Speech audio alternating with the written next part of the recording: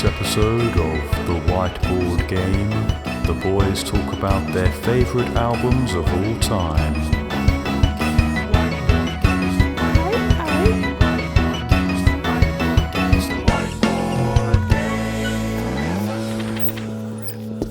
Alright, welcome back.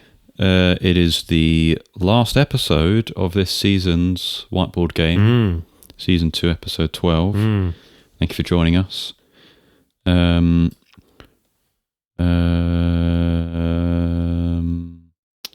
my mind went blank. I forgot what I'm saying.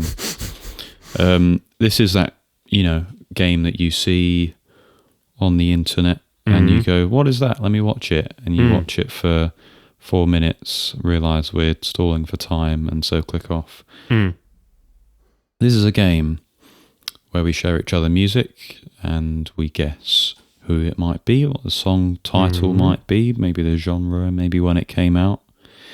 And we do that for like 2.5 hours, and then we cut it up into 2 parts and upload it online for our parents to listen to and nobody else. Sometimes not even them. Yeah, well, we do have to pay them, so it's expected. I'm joined with my lovely co-host Fred. Hello, hi, it's me, and I'm also joined by the one you've already been listening to, my lovely co-host Chris. What's up? Thank you for joining us. I hope you can revel in this time of jolly before we start playing the game. It is a jolly time. And inevitably start, going through each other's throats. But yes, no, you're right. I mean, for us, it's a jolly time. It's coming up to Christmas. It is. When you're hearing it, it will be February. So I hope that you are finding a way to continue the jolliness of Christmas. It can always be the season of giving, it's probably a good idea. Well, if it's Valentine's Day and you're within a position of substantial relationship, I suppose, that can be, a way to exert that giving. Yeah, I suppose. And if you are in that position, please, whatever you do, don't tell us. Oh, okay. Don't tell. We are. Well, I don't know about you. I'm on a thread, guys. I'm on a thread. Got a bit personal there. Moving on.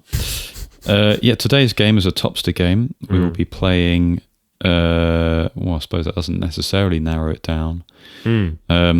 It's a favourite albums game. Yeah. We only call it a Topster game because we have made Topsters of our favourite albums. Topster, if you don't know, it's a website where you can, graphically display all of your favourite albums. They don't even have to be favourite. They can be your least favourite albums. Be any way you like. You can just make a nice picture with all you make a collage. all the albums you want on there, and it's nice and helpful and a useful tool. We have got a couple of charts that list our top 200 albums. That's so much music, guys. It is. And funnily enough, half the time we come to these games, we struggle to use something new, I feel. But that is what we'll be doing. There is a bonus category if you guess the closest, if you guess close enough to the ranking, which I think in previous episodes we've said if we're within 7, did we say? I think 7 is valid. I think it was originally 5 because we used to be but children, and we only had a top 100. But now we are older and lonelier than ever. We've got a top 200, and it feels that the branching out of 7 numbers either side is more valid. Absolutely, it does. And so we'll be doing that. But just briefly before we get onto that, we're going to do what we always do and just have a bit of patter about what's been going on with us, with Idio Twin. So do take it away, Fred. How have you been? Well, I mean, I'm well aware, I think, of what was a wry observation that did have truth in it from you to start this one, which is you listen for 4 minutes, hear us say nothing about music, and then click off. So I'm going to try and make this as brief as possible. Idio Twin went viral. I think it still is viral, technically. Ooh. We did a video about, that guy who can't sing the Christmas song. Cheers, nurse, Rothing oben, oben, vai.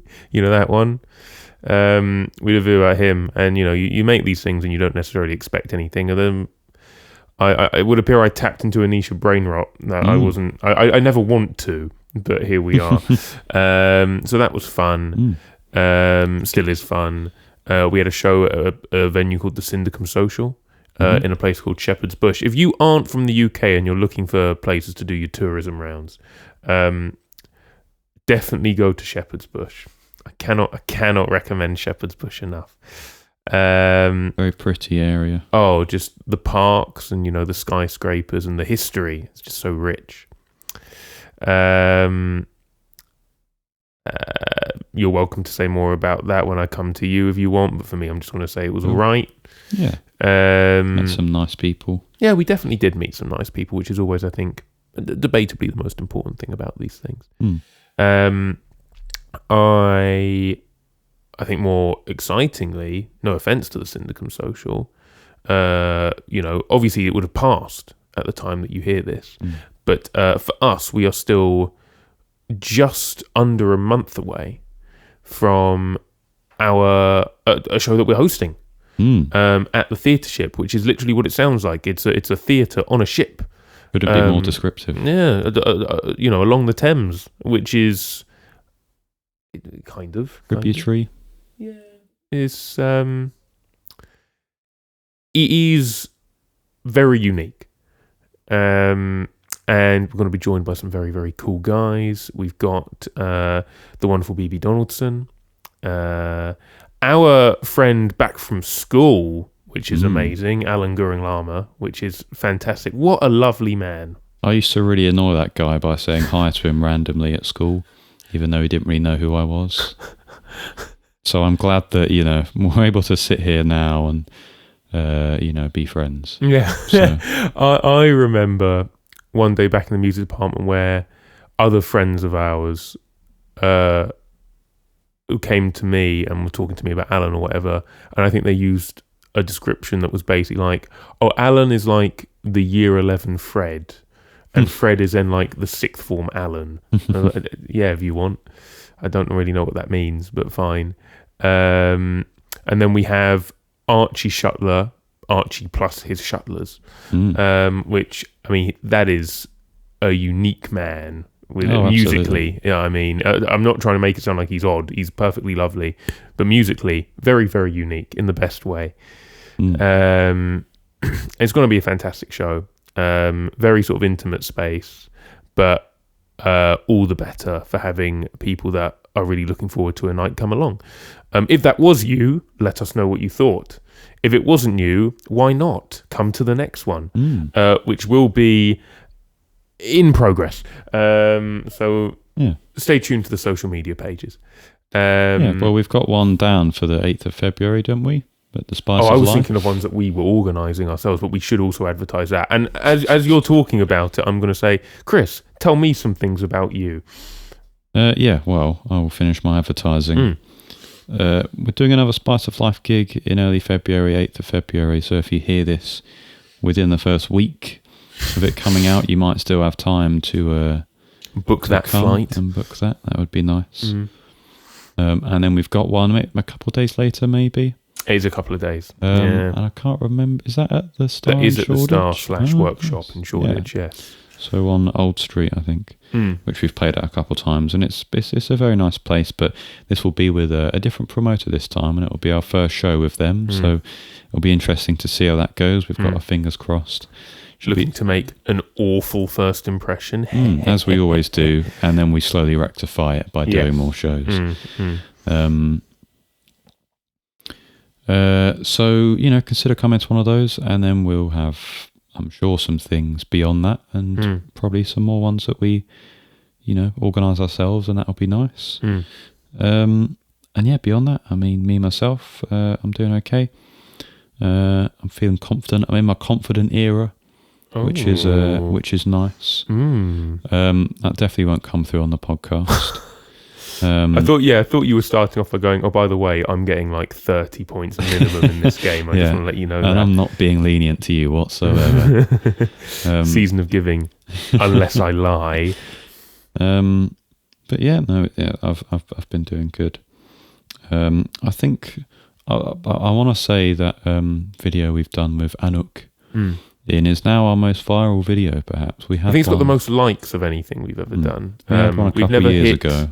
The Instagram shorthand where it just puts a little K after it, kind of thing, to let you know that many people have liked it, which is fun. Well, that's a nice feeling. As you eloquently put in the comments of that video, though, it would be nice if those people could listen to the music, because I don't think I've seen the streams on YouTube gone up. No. The streams definitely haven't gone up on Bandcamp. No. Maybe they have on Spotify. I'm yet to check that.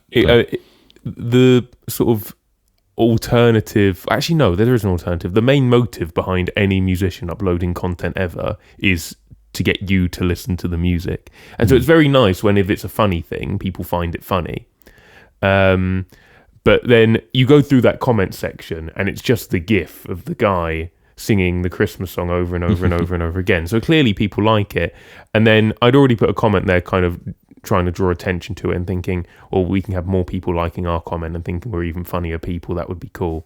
But then, was it like the following day or something, I went, wait a minute, are they listening to our song? You know, that was even the main thing. Yeah. We've got a version of the Christmas song, and I mean, if you like good music, you don't need to listen to it during Christmas. You can listen to it now. Best time to listen to it would be, well, I suppose now for us. But I guess that's what you were alluding to. Yeah. But sorry, I'm slow.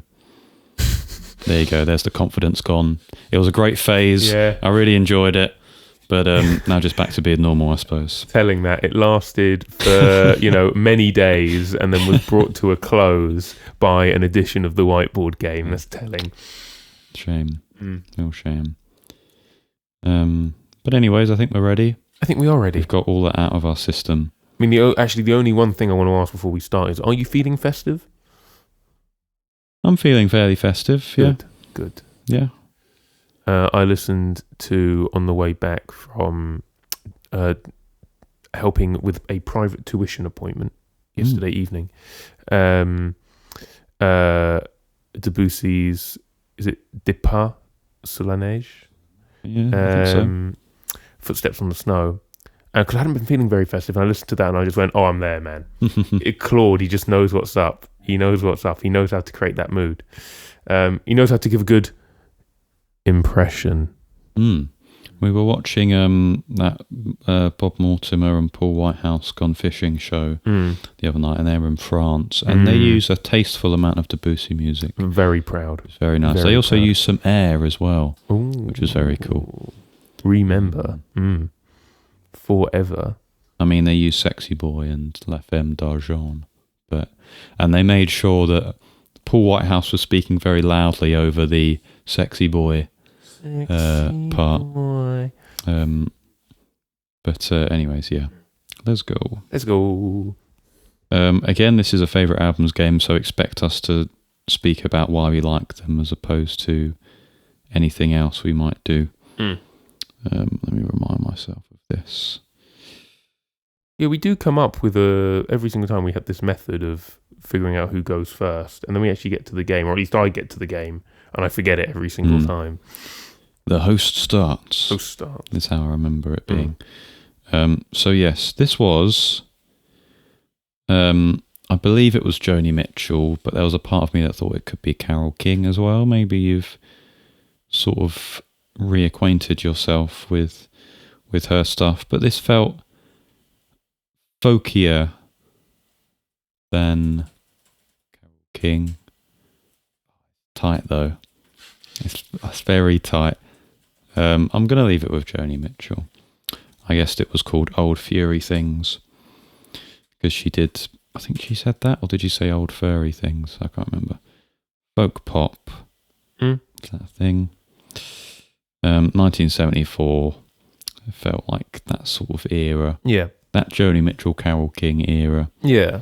And then I put it 163. No reason for that. I just assumed it wasn't one that would be properly up there. Yeah. This is 3 points. Thank you. 3 points. I have not spelt that word correctly. It is Joni Mitchell. Yeah. That's the thing you can be proudest of. It's not that you won't be not. It's not that you will be not proud of it, Sure. but the title was Furry Sings the Blues. That's quite funny. This is 1976's Hejira, which currently sits at 199th for me, which is obviously On the bottom tipping of point. these rank. Yeah, it's on the tipping point. But I think this bears emphasizing very early on that with anything in life, it's like the more countries you visit, you know, or the more dinners you make or whatever, the harder it is to have that sort of really upper elite few things you remember kind of thing. The broader it becomes. Because you could really enjoy this one meal that you have at this restaurant in, I don't know, Berlin, and you go, that was a really nice strudel. But I've had 10 roast dinners back in Kent that were great at different pubs, and does it really compare? So it's difficult. It becomes increasingly difficult. Absolutely. And so the number 199 sounds bad, but in actuality, as time goes on, it's increasingly impressive. I've just put folk, but folk pop is fine. So yeah, that's 3 points for you to start it off. Okay. What have I got to say about it? I'm just going to reiterate stuff that I said when we had. You can go back and listen to it. We had a game about summer music, and I chose what is still my favorite track off this album, Amelia, which is about Amelia Earhart, and using her as a metaphor almost. I'm just going to reiterate the things I said about why I loved that song and the album now, but I'll try and do it in a briefer way. There is this sparseness and openness to this album. It's not really chamber pop or anything. It doesn't embrace those folky, chambery elements. There's no expanded ensemble. It's all these sort of suspended and open guitar chords that just kind of loop for 5 to 7 minutes at a time, whilst Joni Mitchell basically weaves what I've said this before and I'll say it again, what could be, as an album, the best storytelling I've ever heard. It might be the best written album I've ever listened to, kind of thing. Lyrically, it's unbelievable. The fact that she can create so much story and meaning in every single line it's immense. And it's one of those where you kind of go, okay, so what everyone has said for decades since you were at your peak is still true. Yeah, you get it. She is fantastic. A songwriter, she's unbelievable. And I chose this section for you because I like when she does the funny voice. Yeah. He points a bony finger and says, "I don't like you." I think the album as a whole, I mean, that sparseness of sound, the way for me, it sounds like you are driving across this really open plain. You're traveling, but there's not really anything to look at. You're in the middle of the desert, Route 66, I don't know. Because she was traveling a lot at this time. And I think it reflects a sort of general feeling of being lost, whether it is with your own identity, what you want your life to be, a romantic sense, you're looking for companionship, all of those kinds of things. But she captures it in both word and soundscape, which is why I think it's such a marvelous album. And so, I mean, I don't need to say it. I think enough people will recommend Joni Mitchell anyway, but it is the two big ones remain Blue and Hejira. Everyone says it, and they're right to say it, kind of thing. And Joni Mitchell is she just is that woman, It's just her. She is just that woman. 3 points, Chris. Thank you. Very competent start. I appreciate that. And then we come to your first one, which I believe I did recognise. I think I have listened to it. But in having listened to it and in recognising it, it was more a thing of trying to remember which track of this album it was. Oh, I see. Although they each have quite a unique sound, but it was a while ago I listened to it. And if I'm remembering what I remember about what I think the album is, titles aren't really said, or are they? I can't remember. Or it's not even that they're said. It's almost like spoken word at times, and it's very hard to comb through all those lyrics. Yeah. I think it's Slint. Mm-hmm. I said Nosferatu Man. I remember that was one of them. I said it was 1993. I put 3 genres. I put slowcore because it's that sort of repetitiveness.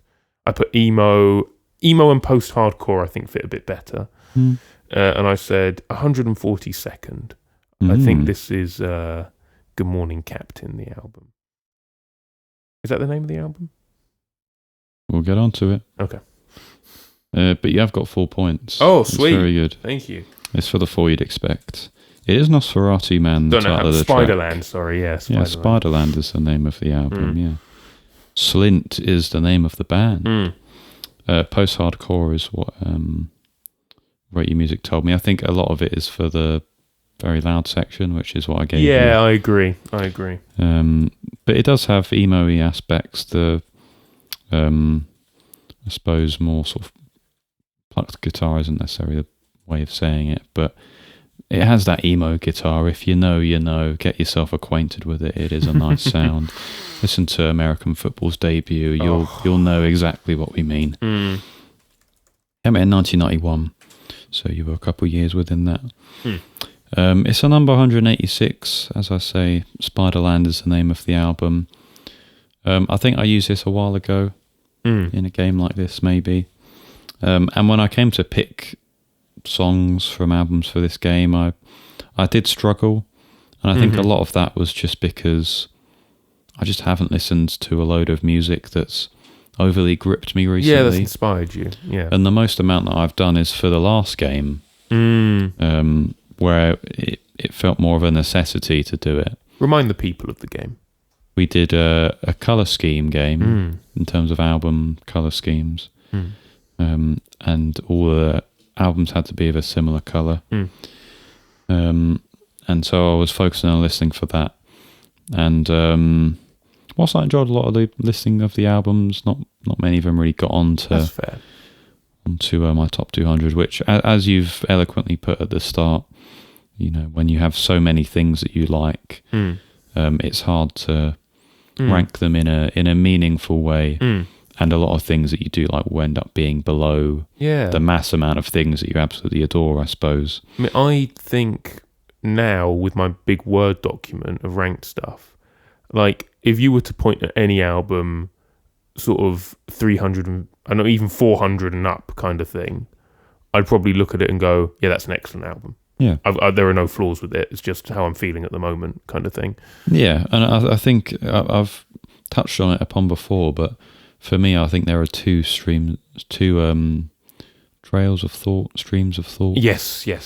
When it comes to liking an album, I think you can appreciate the artistry of something and go, I like what they're trying to do here. And I think you can also emotionally feel with the album and it can do something for you. Completely. And I think for something to be really up there, it sort of has, well, at least for me, it has to be both of those things. And this album only has one of those things, and that's that I really like the artistry of it. I do think, as many people have said, it's very ahead of its time, and it was an album that I don't necessarily think was appreciated in its time, but a lot of the themes of it have come back around and have been used so massively in a lot of forward-thinking music, and so people have gone back and said, oh, this is a really interesting outlier of an album, and it is very good for that. It's just not one which I've had an attachment to in that way where I've garnered that love for it, you know. So it's just sort of sitting there towards the bottom. But the first 2 tracks are the ones I like the most, and I do enjoy Nosferatu Man quite a lot. I think lyrically he alludes to is Nosferatu specifically about Dracula, or is that a different sort of story? Good question. I think they're both vampires, aren't they? Yeah. That's what I know.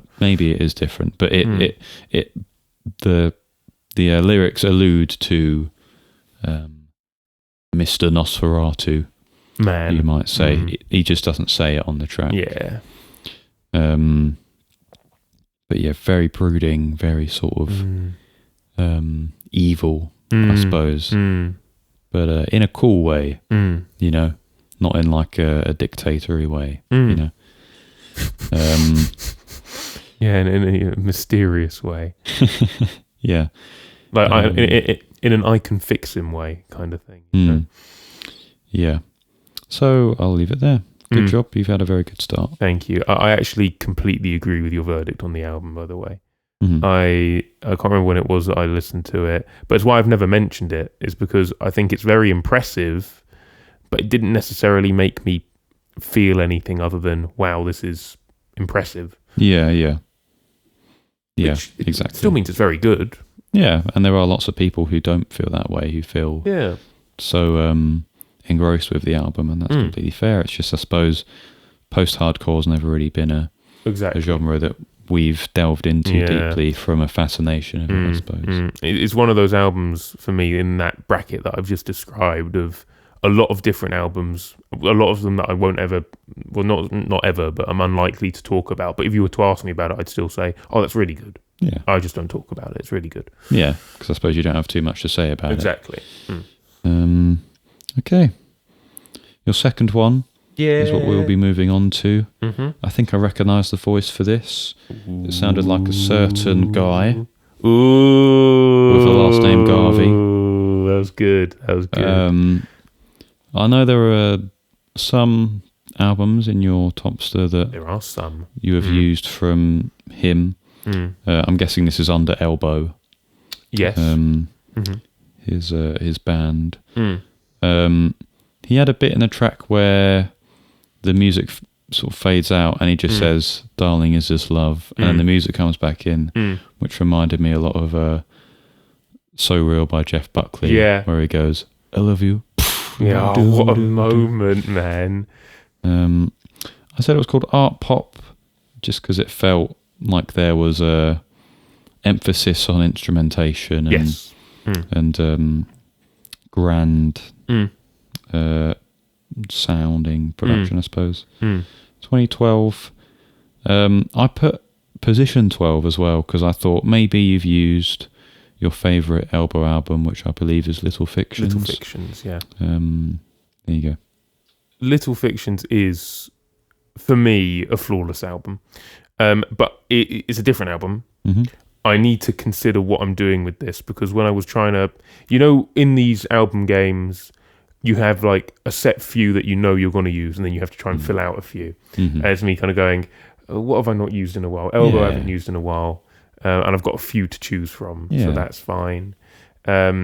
This album, even just trying to pick a track off of it, it was like a thing of, actually every single track I think I need to re-listen to this. It needs to be reevaluated. It might need to go higher again.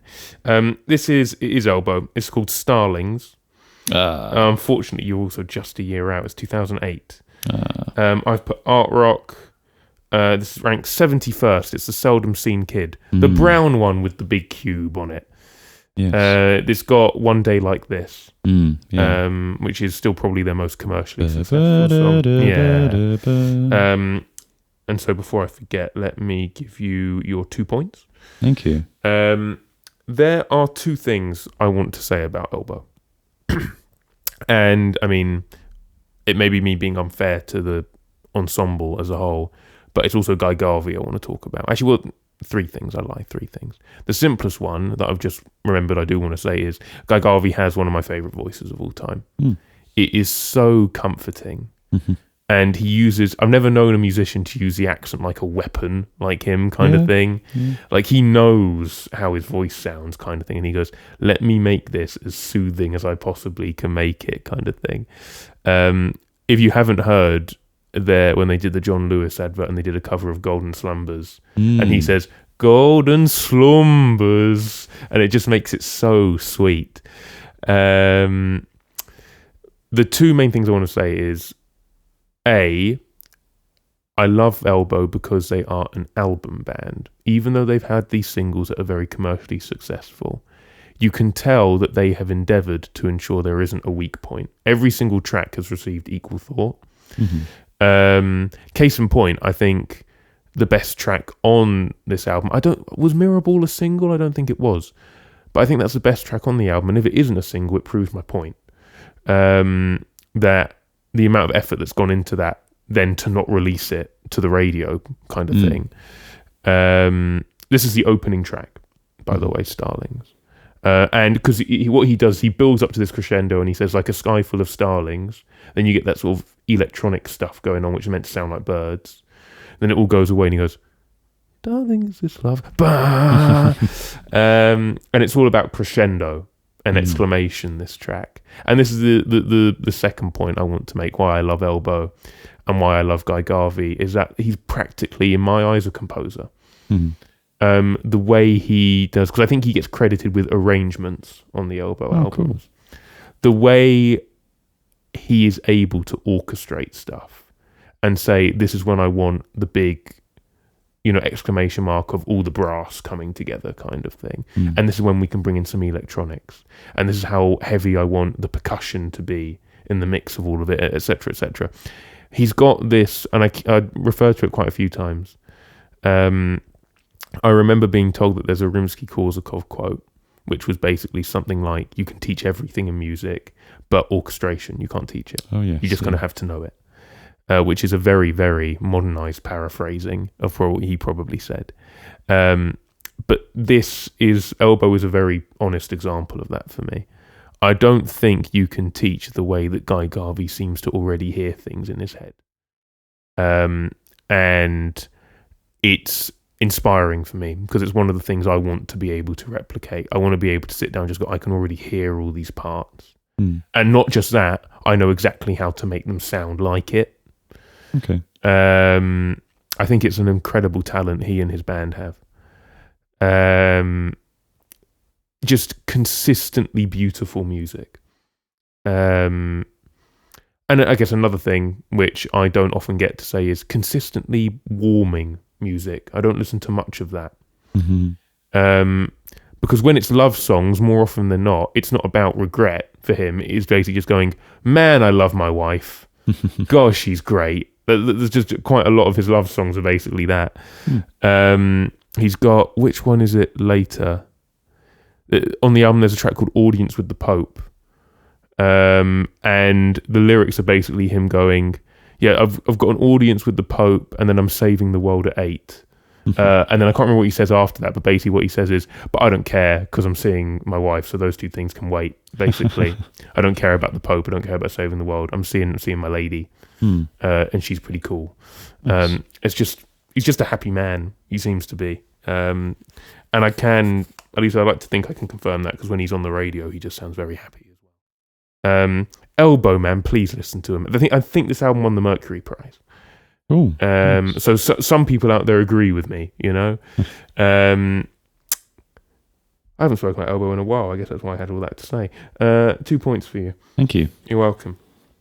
Would you compare Guy Garvey and Elbow to James Murphy and LCD Sound System in some way? Or I think from what I've heard, I don't know if James Murphy is as nice as Guy Garvey. But not in terms of like their attitude, but in terms of what they do for their bands. Because a lot of LCD Sound System is sort of curated and brought about by James Murphy. And it's sort of his band, in a way. So is it the same with Guy Garvey and Elbow, or is it more of a band? Well, this is it. I don't want to undermine the work that other people in Elbow do. But I think Guy Garvey is your songwriter and your orchestrator. And obviously those are two very important roles. And I don't think it's like an Us thing or I'm trying to think of other bands, but or even like a Beatles thing or whatever, when you know that writing credits are being shared between the members kind of thing. Or I say responsibilities rather are being shared, like you'll write a song, I'll write a song. I think he just write them himself. I could be wrong. So in a way, yeah.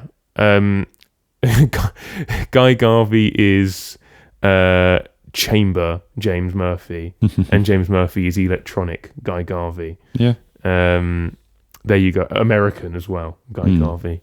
It's an interesting comparison. For your second one, this was an instrumental boy, which led me to have the amusing quip of, got to get the lyrics for this one. Haha, what a jape. You had to be there. You just had to be there. And when it comes to you, Chris, and instrumental things that I can't figure out, there's always like kind of one thought on the front of my mind, especially when it isn't just pure electronics. So I said it was the Godspeed Boys. That makes sense. Godspeed You, Black Emperor. Yeah.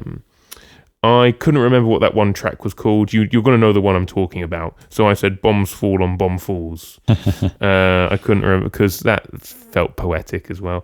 So I said 2007, just tried to go somewhere in their years. Post-rock, 60th. Yeah, the album you're thinking of is Yankee UXO. Oh, you're not saying UXO? I just felt like saying it that way.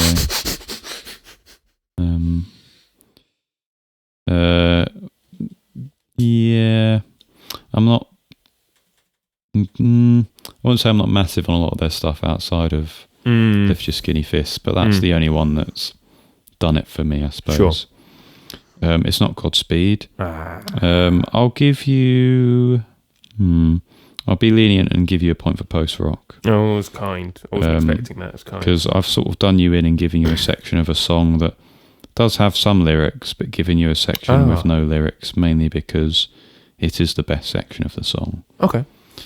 This is, once again, I continue to elude you with this band. It's Yola Tengo. I just increasingly difficult to put my finger on. It actually isn't helping the more you give. It's making it worse.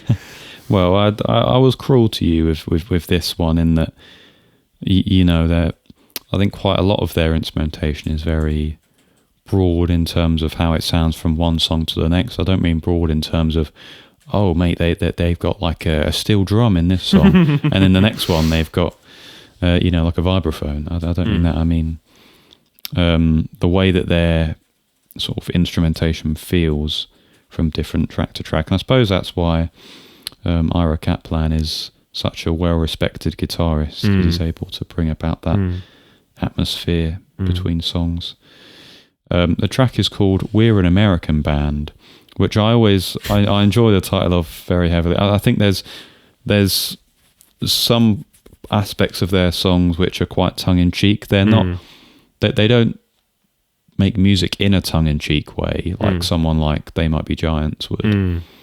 But they do have some allures to that, and this is one I enjoy quite a lot. I put indie rock because, I mean, they're the quintessential indie rock band, aren't they? So I want to counter. I want someone to edit together from all the Whiteboard Game episodes that Yola Tengo have featured a counter of the number of times I've heard quintessential indie rock band. I put shoegaze as well, just because this section is like a big breakdown and there's lots of loud guitars and but I can see why post rock could also count. 1997 is when it came out, because it is off of maybe their most popular or critically acclaimed album called I Can Hear the Heart Beating as One.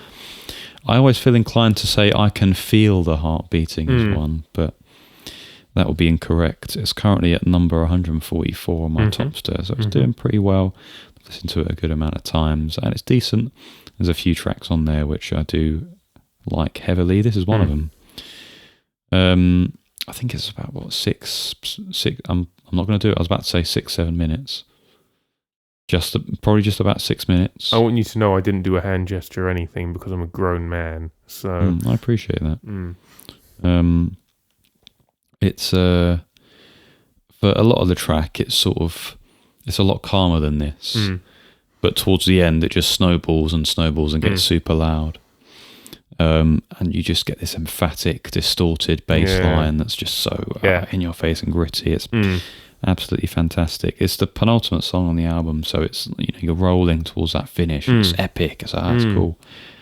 And then I think I've mentioned it before. They end with a track that I think I have used before as well, called "My Little Corner of the World." I recognise the name, and it's a cover, but it's a very quaint and sort of jaunty sort of song, and a very nice closer. A good album ending sequence, I would say. I think there's a track maybe a little bit before this that's like a 12-minute more like a jam sort of track. And that's it's a bit sort of meandering, and I'm not big on it. But I don't know if I can get with jam stuff yet. But yeah. I think for me, it's just sort of, if you're going to do it, it needs to be all encompassing. It feels a bit weird to have it on an album of other stuff. Because the worlds, at least to me, feel quite separate and hard to combine in a way that feels connected, I suppose. But yeah, again, this was just one that I sort of thought, who am I going to talk about?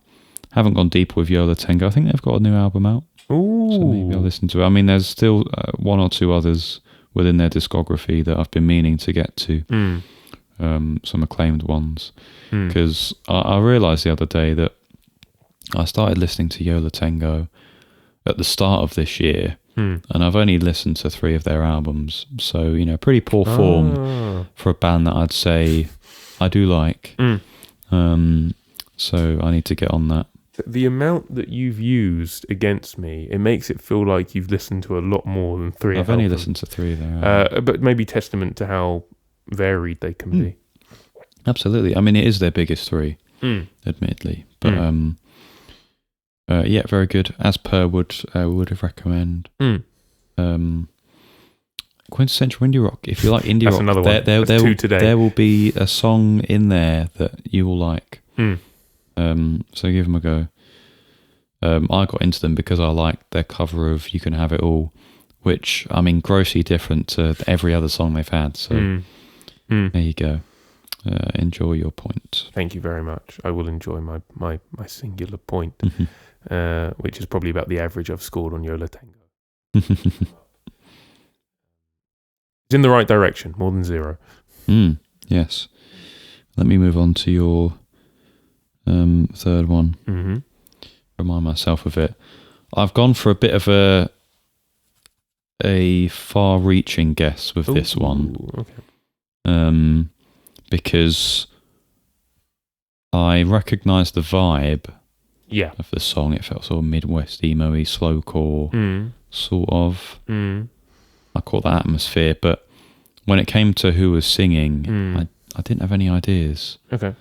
So I've gone for someone, or a group, a band maybe, who I associate with this sound, who I thought,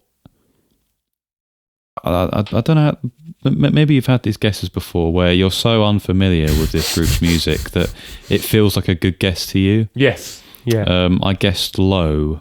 But you see, when I have those guesses, it's very interesting, the different approaches, because what you're doing is you're showing, I think, fair hesitancy. But what I'll do is I'll go, I think I've done really well here. So sorry, you said Low. It did vaguely sound like there was a guy and a girl singing at points. Maybe I'm wrong, and I vaguely remember there being both men and women in this band. Maybe it's a duo, I'm not sure. They said Red Velvet, and my mind was drawn to that, perhaps because of my enjoyment for Red Velvet Cake. Some Chris Law there. There you go. Yeah, put Midwest emo / slowcore, 2002, number 178, No Real Reason. Cool. I'll give you a point for the genre. Thank you. I'm afraid it isn't Low, but I liked the way you approached the answer. Thank you. It is someone that you haven't listened to, but I've used a few times, so you do know them. Okay. That doorbell, Dan's done very well in fixing that. Ring ring. There you go. You might pick that up. Who knows? But actually, before I give your answer, my answer rather, what is your favourite kind of cake? Is it red velvet? Yep. I mean, I do enjoy a chocolate cake, but I understand that red velvet is just sort of chocolate cake made to look nicer. Yeah, but I think that is the point. I think the icing has to be white chocolate though, because when I have it, it tastes of white chocolate. But I would probably say red velvet. Yeah, that's interesting. It's very nice. If you count brownie as a cake, maybe I'd say brownie, but I don't think it counts as a cake. I think, you want the word cake treat in there. You want the word cake in there. Okay. Do you have a least favourite? I know some people get funny about cheesecake. But oh no, cheesecake's lovely. I think like it's cheesecake. great. Yeah. I'm not fond of carrot cake. Yes, good. Why is there carrot in there? I don't get it. Well, you could say the same with cheesecake, but They make it work in cheesecake. Exactly, you make it work. You don't even hide that it's carrot. And everyone goes, oh, it's so moist, it's so nice. Grow up.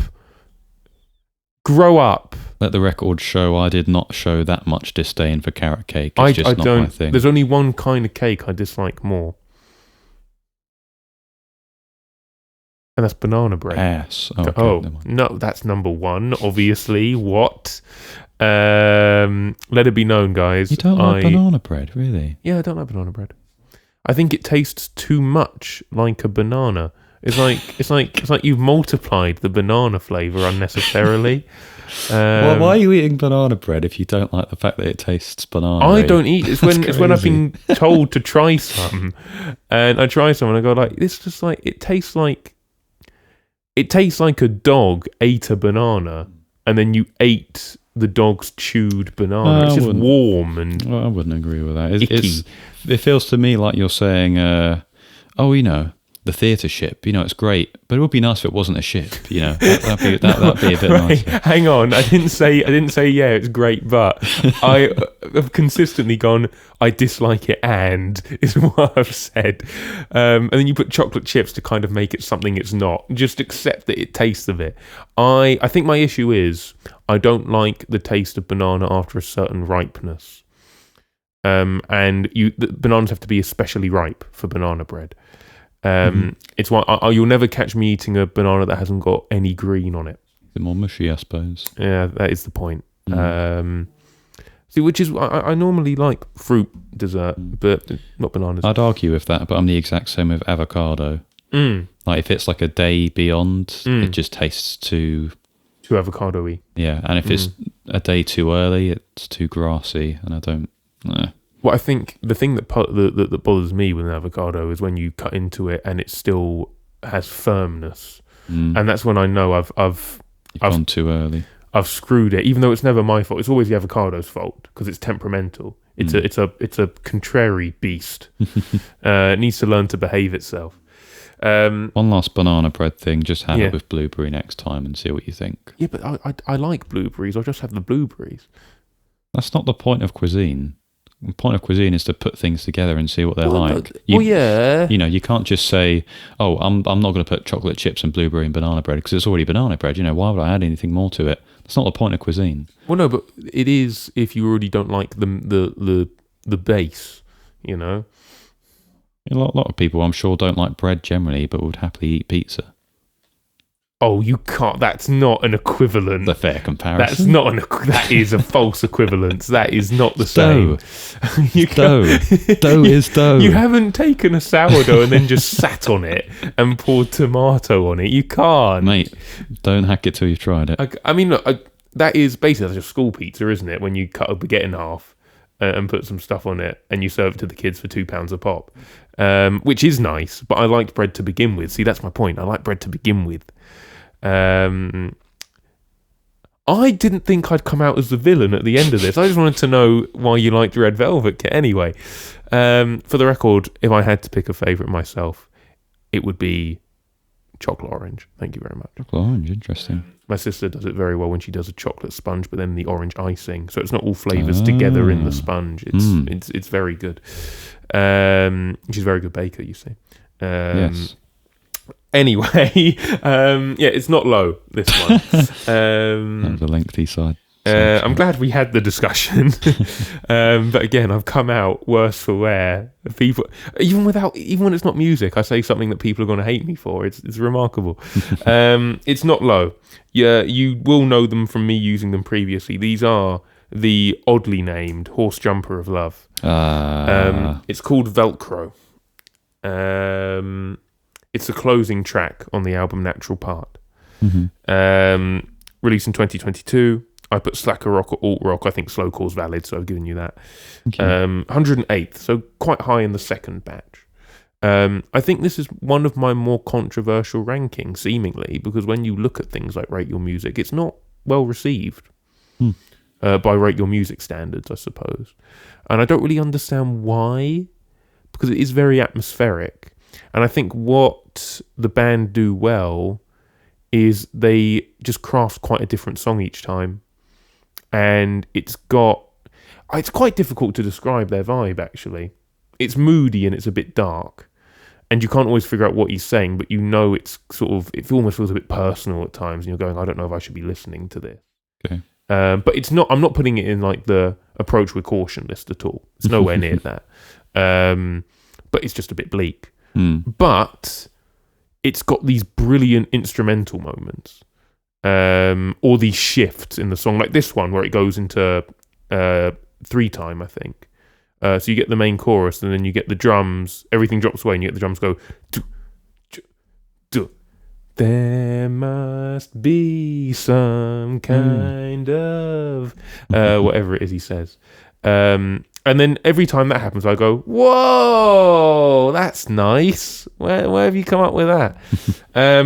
The only last thing I want to say about them is, actually 2 things. I know it's a good album. Any album is good when I flip-flop over every single track at some point over which my favourite is. That's how I know an album's really hit it for me. And this one has had that experience. Nice. I don't really know what I've done to disagree with so many people seemingly over liking this one, but the one thing I wanted to say was lead singer is his name, Dimitri Yiannopoulos. He's a Greek boy. Oh, cool. And so, yes, that's Dimitri. What's that? Basically, yeah. How are you? Diganis, yeah. Shout out my Greeks. Anyway, that is a point for you, Chris. Thank you. All cake aside. Yes. Let's get on to the zoo. The reason why I say that is I believe that your third one is a certain fellow known as Noah.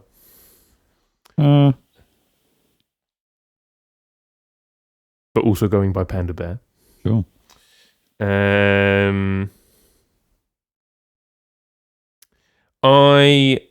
There was a Portuguese bit. I presume it's Portuguese. That would make sense if it is him as well. He has his ties to Portugal. He lives there. Exactly. He has a That's daughter done for a while. there. But I couldn't remember which track it was where there is Portuguese on it. So I just tried to remember a title of one of them, and I put 50 milligrams. I think that's one of them. Because I think this is off his newest album. Okay. Sinister Grift, I think is what it was. So 2025, I put Neo Psych. I put 189th. It might be still too fresh. And also, I've listened to it, which is why I kind of remember what certain titles were. I say, yeah. But I haven't cheated. I do just remember certain titles. But for me, I still prefer his other solo projects, which is why I put it towards the lower end of the 200. But maybe you want to tell me I'm wrong, and it's excellent. But we'll see. I won't tell you you're wrong. I just say I disagree with you, but we'll see. Let me see. 3 points for you. Well Thank done. you very much. It's not 50 mg. It's the track before it. It's called that doesn't mean Anywhere But Here. Anywhere But Here. Cool. He doesn't say it in the track. You but, naughty boy. Yeah, I also presume that there is a bit of Portuguese spoken word there. Yeah, neo-psychedelia / psych pop. Because neo-psychedelia feels more like a scene than it does a genre. It doesn't really feel very descriptive. 2025, it was Sinister Grift, the one that came out this year. It's currently sitting at number 173 for me. Yeah, I mean, it doesn't come close to Person Pitch, which is my favourite of his. But it's sort of in similar ballpark to Meets the Grim Reaper. Oh, I love that album. And Reset, maybe. Yeah. I think it feels like it's in a similar space for me as Meets the Grim Reaper, in that there's some stuff on there that I really like, and it's really good. And there's also a lot of stuff that I don't care too much for. I hear you. But yeah, I suppose my inclusion of this track is just to look back on music from this year that I have listened to and sort of reminisce on it, because it feels like it came out a long time ago, but it was only in May, so it's not been, an awfully long time. It's been a long year. But yeah, it is. I do think it's a good album, and it was quite well received. And kudos to him. He's still kicking it, making music as he deserves to be, because he makes very good music. He does. He definitely does. I genuinely don't have anything more to add. So to do with a track, I mean, it's quite the same throughout from what you hear of this part. But it's very soothing and very sort of lilting, waltz-like almost. So it's very pretty in that regard.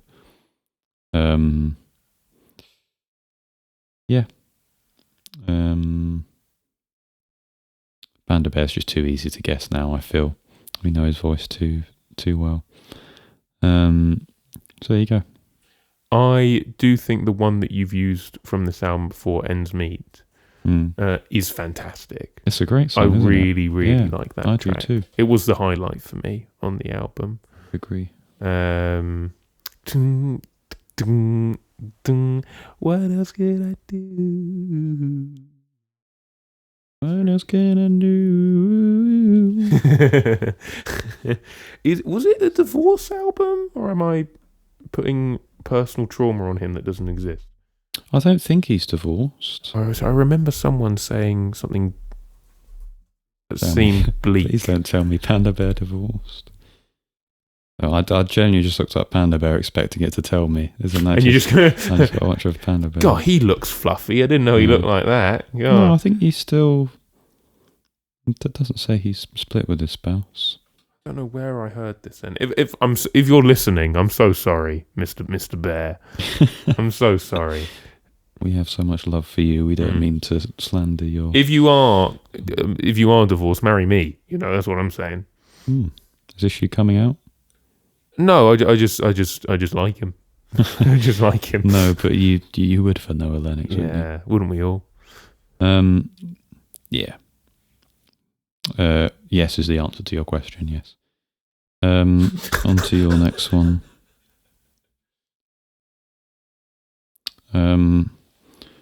I wasn't too sure who this was. I've put someone more of like a fail-safe. Okay. Because if I don't guess them and it is this person, then you'll be annoyed. It's going to be annoyed, yeah. So I guess Peter Gabriel. Valid. Very valid.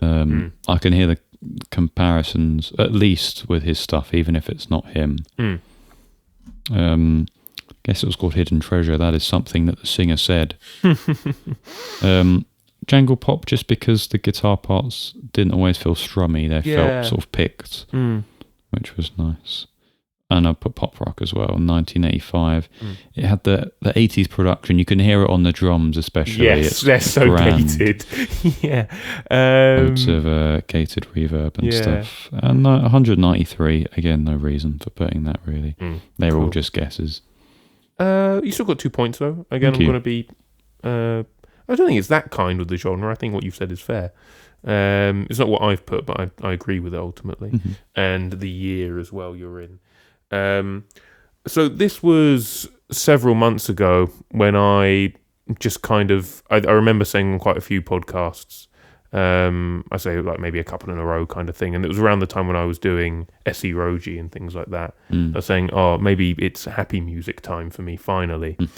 And it was only because of that I was going through my infamous list. And I was looking down and going, let me just keep this vibe going, man. Because all the stuff that's immediately after it now is like, I know it's not going to be as happy. So let me just do a little scroll down it and go, that seems happy. And it was just, it's pretty good. It's pretty good. It's Men at Work. As in the Land Down Under guys. Yeah.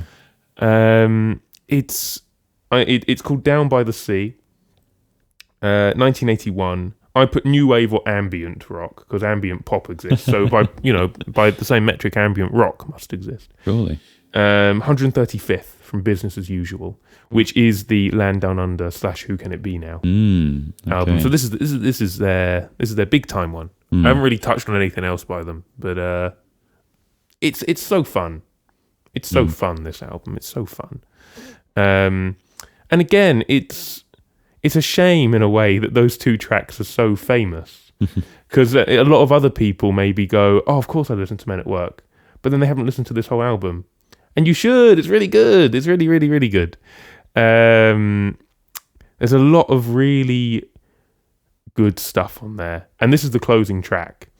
And I think the reason why I like the album, 135 is a really good ranking. Yeah, absolutely. It's because the songwriting's really good. It's really good 80s, new wave, pop rock, whatever. But then they just put this massive 7-minute track at the end. But it's almost just like a soundscape thing, really slow moving. And it's just kind of like, I've said this before, I prefer in a way, maybe it's like a subconscious respect kind of thing, when I can tell or hear someone taking a risk. And that's a risk, they're trying to do something different. Yeah. And not only do they try, they do it really well. It's really atmospheric. It's lovely. Amazing album closer. For what is just really good, Aussie rock kind of thing. I don't know much more to say. I just thought it was really fun. And I every now and then when I go, I'd like something a bit happy, I just come back to this album. Nice. Because not only do you get Land Down Under, which is it's just so great. The wordplay of, something, I can't remember what the actual bit, a man from Brussels, 6'4" and full of muscles, because they eat mussels in Belgium. The word is great. I said, do you speak in my language? He just smiled and gave me a Vegemite sandwich, and he said, oh, I come from a land down under. It's great. It's brilliant. When you can hear musicians having fun. Yeah. It's just such a pleasure to hear that. 2 points. Thank you. You're welcome. I respect the Peter Gabriel shout. Thank quite you. a lot. Yeah, it's in listening back to it that I can hear Colin Hay, and I'm a bit like, oh well. So, I think arguably your number 4, I have the least idea of. Okay. Arguably, I'm looking at all my other answers. I'd say it might be tied with another. Actually, no, it's probably no. It's tied with another 1 or 2 for me struggling to figure out what it was. I just tried to think of what you'd listened to recently and what this sounded like. And I put, again, it's kind of like what you said for the Horse Jumper of Love one. It's like a logical answer, but it's like, in the same time, I know so little that I could be completely wrong also. But then again, maybe because it's earlier in your selection, I've got this subconscious dread of what if it's actually much easier than I'm thinking it is. I don't know. I put Dinosaur Jr. because you spoke about them recently. Someone said Crawl. Okay. So I put Crawl. I think did he say something about a rabbit or like grab it? Could be another Barney don't live at home moment for me here. If I'm thinking it's rabbit when he actually said grab it. I said 1990. I put hard rock or alt rock because it was some heavy guitars, yo. Yeah. And I put 172nd. Okay. 3 points, I believe. Okay, thank you. You've done a very good job. I wasn't sure if you would get the artist because the only other one I've played of theirs doesn't have their singing on it. Right. So I wasn't sure if you'd recognise it. I mean, they don't have it's not overly recognisable, but their songs sonically aren't awfully dissimilar because there's a hint of lo-fi about it. It is Dinosaur Jr. That's a brilliant guess. Stop the count. It's not getting better after the this. episode can end here. Yeah. The track was called Little Fury Things, which I think was playing on my mind for the Joni Mitchell guess. Yeah. So maybe that's why I put that. That's great. Rate Your Music said slacker rock, but I'll give you hard rock and alt rock. That's kind. There didn't really feel like anything there or anything that I could think of that would satisfy the louder sections of the song. Because they have their louder sections. Absolutely, Dinosaur Jr. do. 1987. So early for like that sort of alternative rock sort of stuff. They absolutely were purveyors of it. Number 147, that's off of the album You're Living All Over Me. Great album cover, by the way. Yeah. Yeah, I mean, I listened to this quite a bit when I first not discovered it, but after that initial listen, I continued to listen to it quite a bit and liked it quite a lot. So it's sitting in a pretty good position. I just haven't listened to it too much recently, but I still like a lot of the songs. I just think it's a weird. Their music for me comes at a weird crossroads, where it's sort of like they are a bit heavier, and there are some heavier themes, but there's a lot of groove to their stuff and a lot of catchiness as well, which I really appreciate. It's got a slacker rock sort of sound as well, and I heavily enjoy slacker rock. So there's an element of that as well.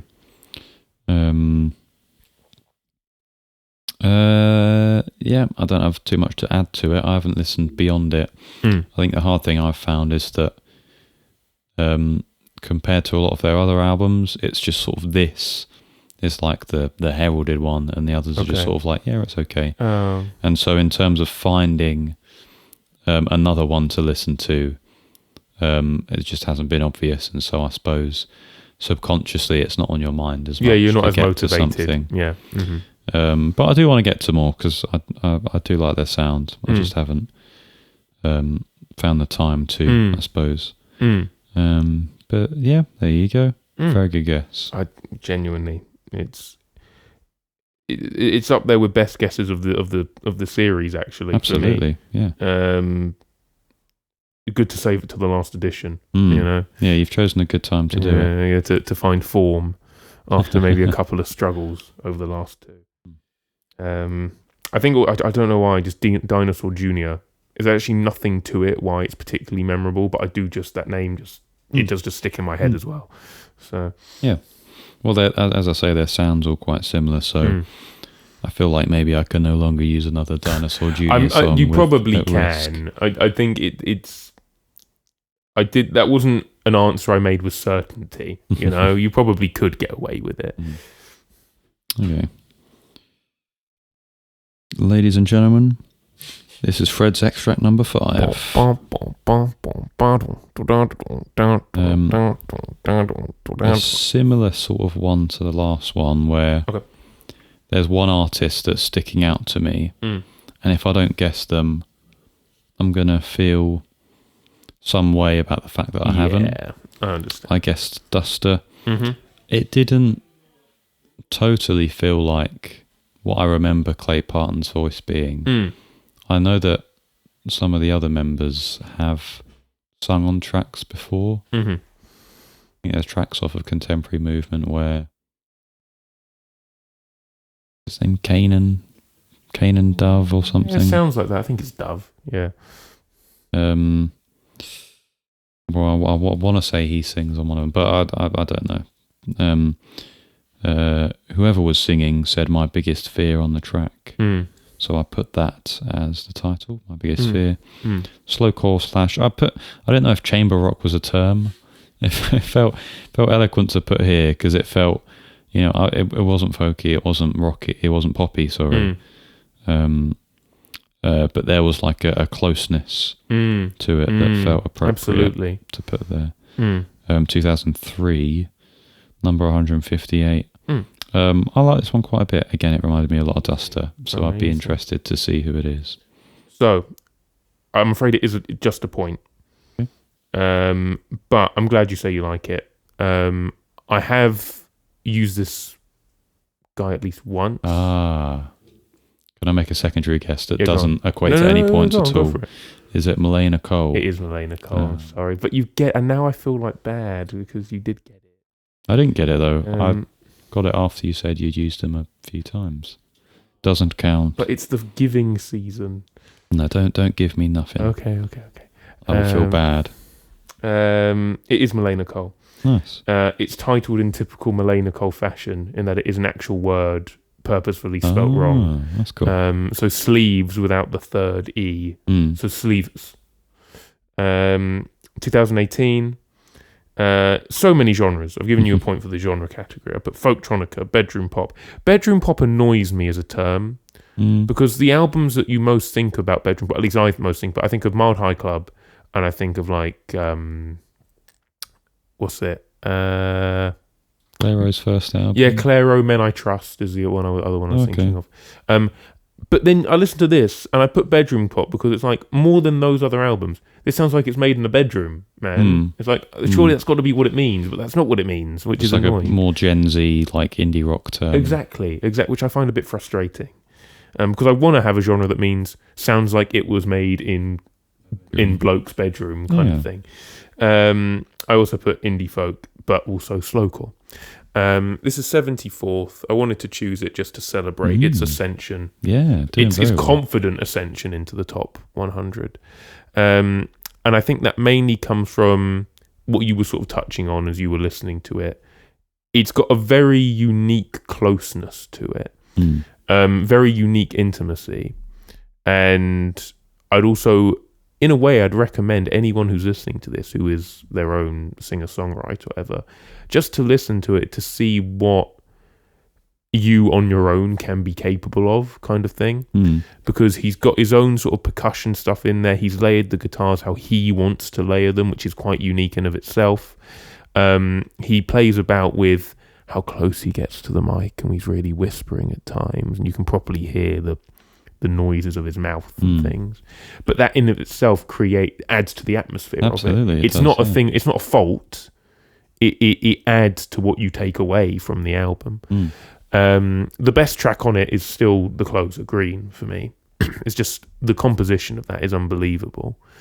But again, this has had the I don't know which track is my true favourite any given time treatment. So that's how I know it's very good.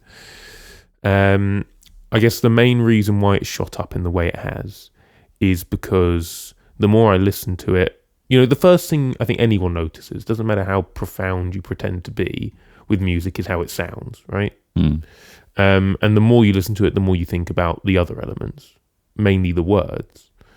And the more I've listened to it, the more I've decided that this guy just gets it, man. Very rarely have I had such experiences where I'm listening to lyrics and I go, flipping, like, my goodness me.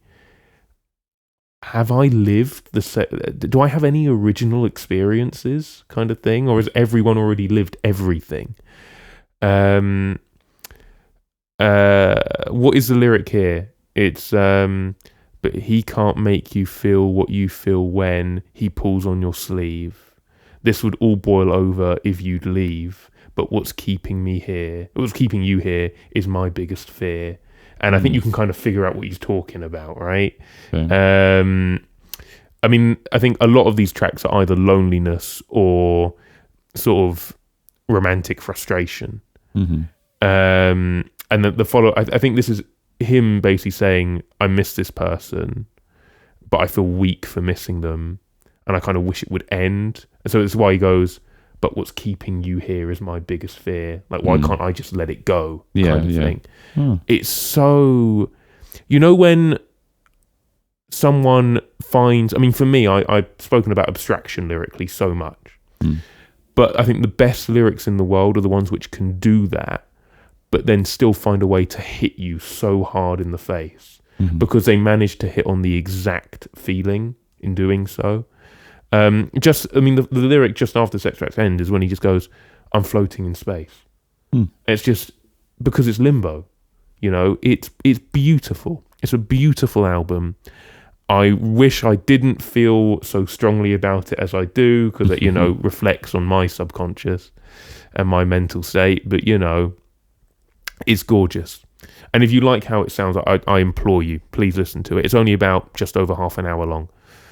And it's one of those that you think independent music sucks because this guy should be so much more popular. He should be so much more popular. He should have had the full... Is it Alex G? Is that the guy's name? He should have had the full him treatment by now, but he hasn't had it yet. And it's like, come on, he deserves it. Anyway, that's your point. I've had my impassioned Thank rant you. now about Melaina Kol. Mm. Bird Kill Worm it's so good. It's so good. I will give money to an independent artist. I will try and find a physical copy. I'll do it. And your number 5. Mm. I think I recognise the voice. Amidst the lushness of what was going on. Mm. I think it was... I can't remember his name, but Spiritualized. Yeah. And he said, "Stay with me." And I put 2002. And I said Space Rock because it's Spiritualized. Sure. And I said 130th. Yeah.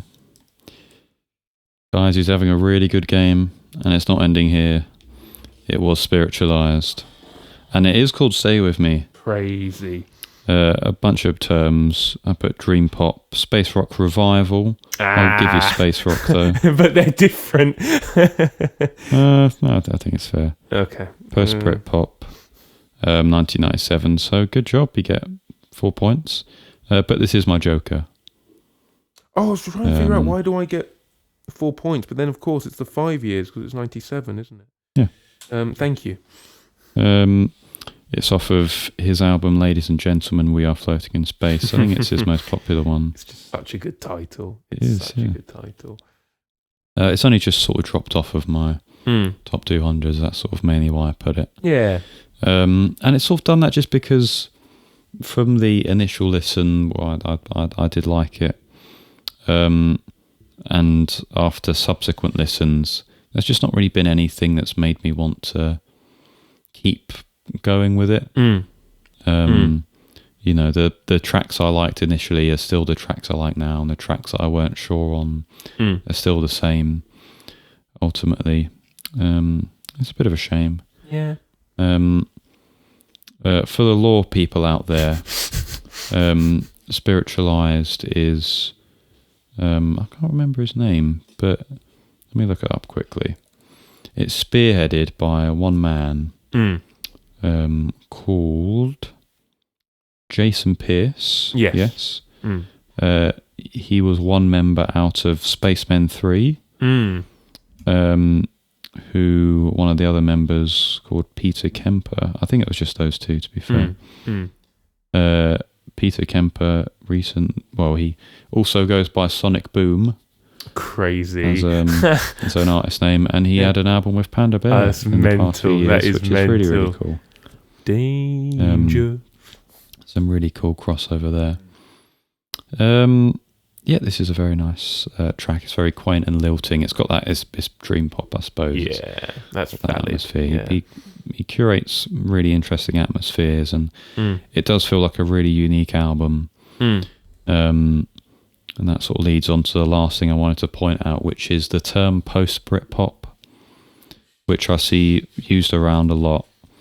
And as a term, I feel it is better reflective of things that people don't associate with it, if that's what I'm trying to say. Okay. So let's see. Bands that get associated with post-Britpop, like early Radiohead stuff, like the Bends, gets associated with post-Britpop. Okay.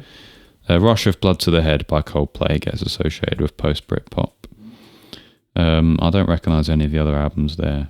Let's have a look. But my proposition was more so that this album, to me, if I imagine what Britpop is, and I imagine there being something called post-Britpop, what would I imagine that be? Yeah. And in my mind, it's this album, really. Okay. And my point for that is because I don't think this extract captures it very well. If you listen to tracks like I Think I'm in Love, I think that more so reflects it.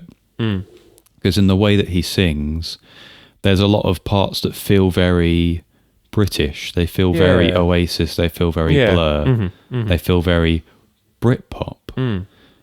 But production-wise, it's not, it's not rocky like Blur or Oasis. It's pushing in a different direction. It's opening that up It's post Britpop. Yeah. That's what I'm trying to say. That's my hypothesis for what I would deem post Britpop if I were to, recategorize the term. Makes sense. Because when I think of the Bends by Radiohead, I think it doesn't even necessarily feel intrinsically British. Like, I can see why people would make the connection, but it could just as well have been made by an American band, if is what I'm trying to say. It doesn't feel like there's... I get it. I get what you're saying completely. Yeah. And I suppose I can understand Coldplay being seen as a post-Britpop band, but again, I feel like the links are more tenuous than what I would see with Spiritualized, for example. If I was, in my mind, crafting a ranking of bands on their Britishness, I would put Spiritualized quite easily above Radiohead and Coldplay.